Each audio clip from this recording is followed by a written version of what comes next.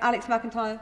Thank you, Madam Deputy Speaker. For too long, parents and carers in Gloucester have had to fight a broken system that was not delivering the best chance in life for their children.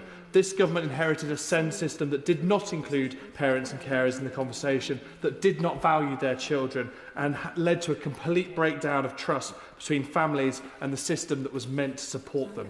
And I'm pleased that this government has made fixing the system a top priority.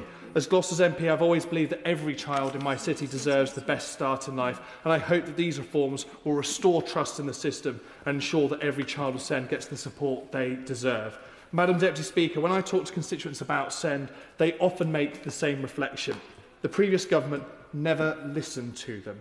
They didn't include them in those discussions, and they didn't take them seriously. And I know that ministers have been really clear that these reforms had to be done with parents and carers and families, and I'm really pleased to see they've made good on that promise and continue to do so.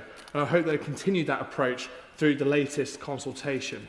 And in my city of Gloucester, I have been listening to parents and carers too. I've met with dozens of parents in my surgeries. I ran a community consultation for families to say what they wanted to see in the white paper, and I hosted a brilliant parent and carers roundtable in the city centre.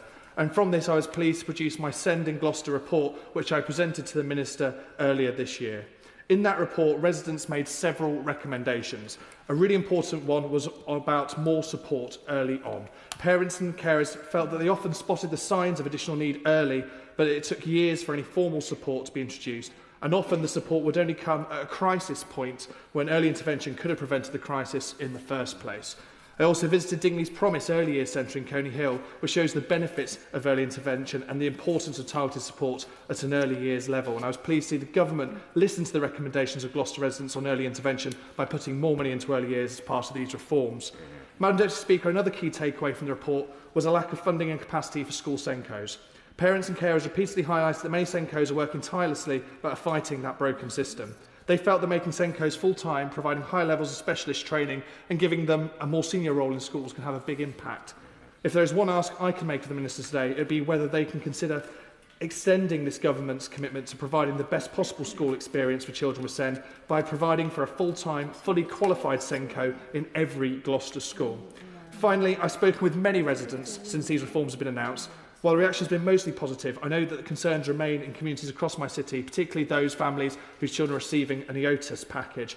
I understand that, and I'll continue to raise their voices with ministers, and I hope she may be able to give some reassurance today.